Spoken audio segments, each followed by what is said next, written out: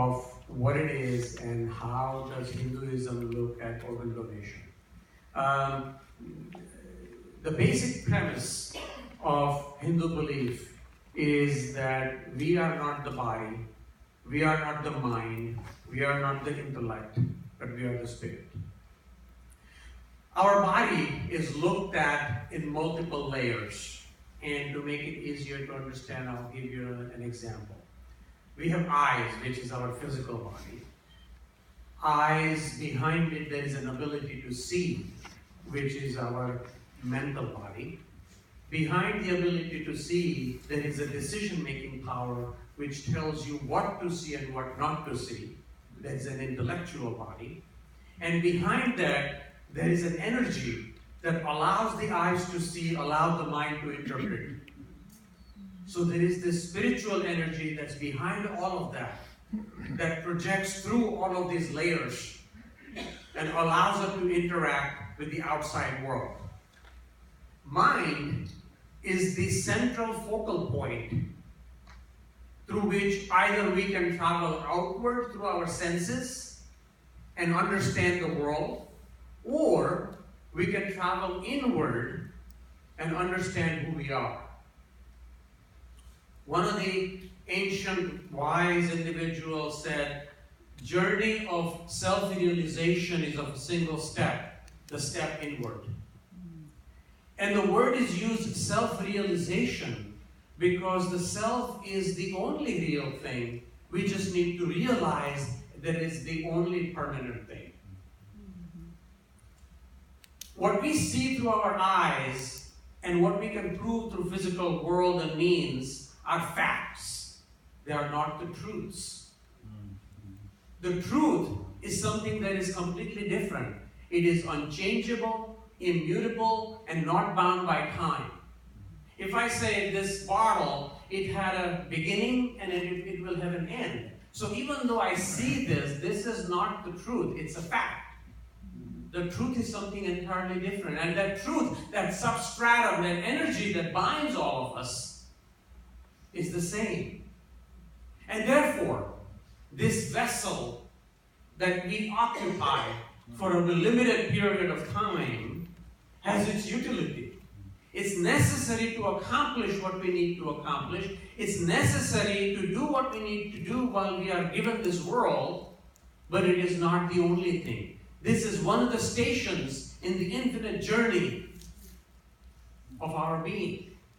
So if you look at this room, we created this room, the walls serve a purpose, and it allows us to have this meeting, have a conditioned room where the temperature is regulated, shaded from the damage of the sun.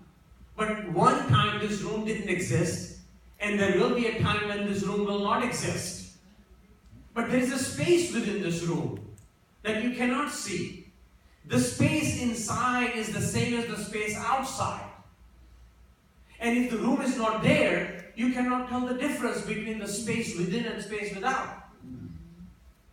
Just like that, the soul that's inside, this emptiness that we call, or nothingness, that's what nirvana means. When Buddha explained nirvana, he meant nothingness because the nothingness and everythingness is one and the same. That's why the symbol of zero was created. It's not a mathematical symbol. It's a spiritual symbol.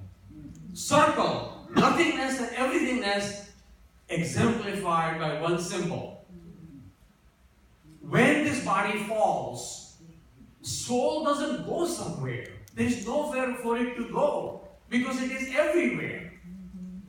The soul and the super soul become one.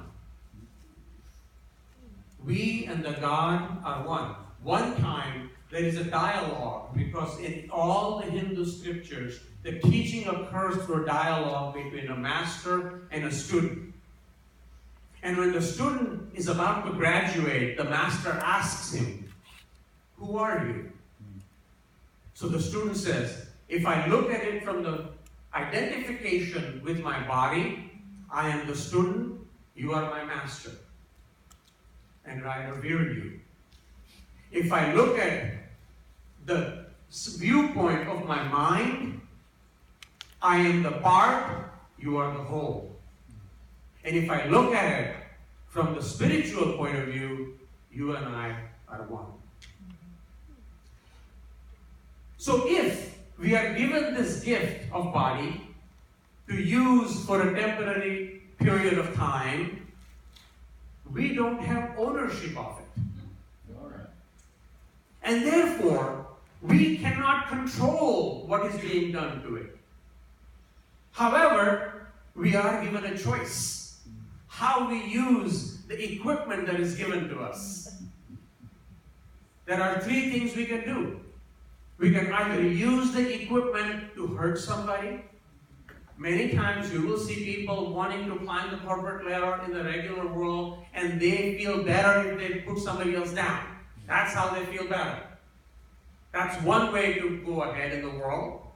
Second is to not do anything. You look at the world, you say, that doesn't apply to me. As long as I take care of myself, I'm not hurting anybody, but I'm not harming anybody either.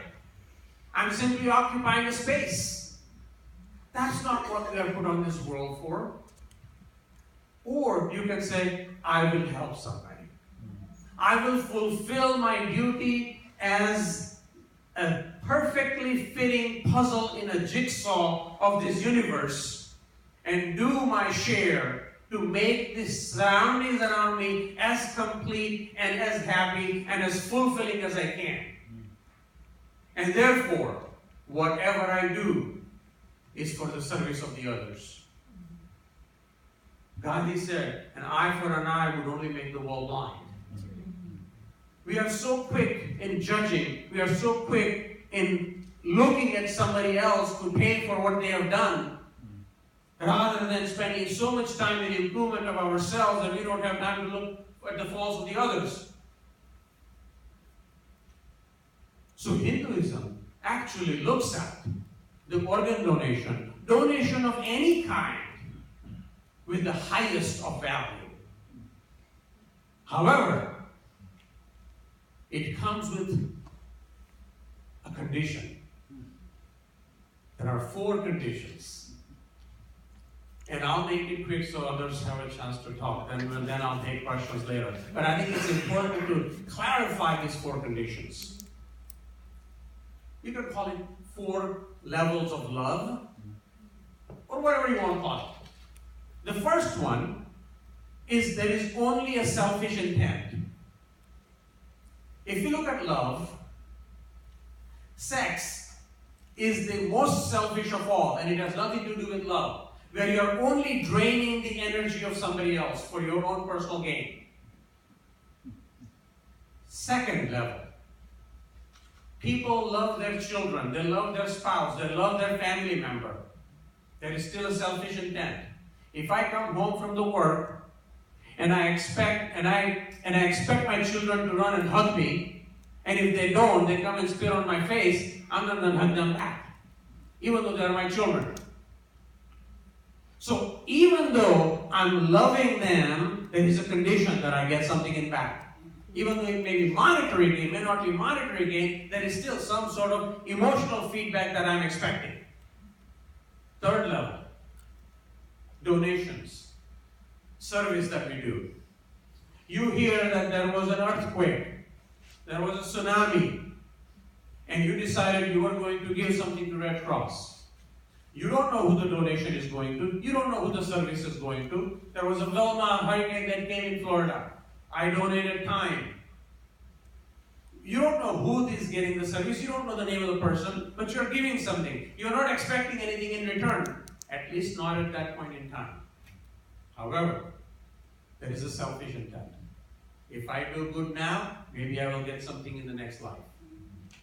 Or if I do good now, maybe I will get personal satisfaction or recognition in the community, or something of that abstract nature which I'm not expecting publicly. It's an illusion of selflessness, but it's not completely selfless. There is still an expectation.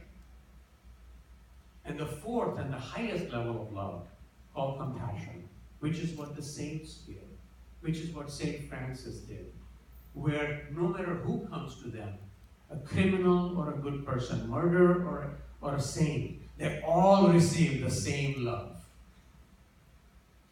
It is not aimed at anything or anyone. It simply emanates from them all around. So the question comes, Hinduism promotes giving at the highest level. It encourages organ donation. Donation is probably not a right word because you can only donate what you own. If you don't own and you don't possess, how can you donate? But there are 4 levels. You have to ask yourself, at what level are you giving? But the giving is the key. But each one of them, each one of us, create and decide our own spiritual growth based on the intent behind it. It's all about intent. It's not about the act. If I cut you with a knife, is it a good thing or a bad thing? It's neither. It's only an act. But if I cut you with a knife and steal your wallet, it's a bad thing. But if I cut you with a knife and remove your infected appendix, it's a good thing.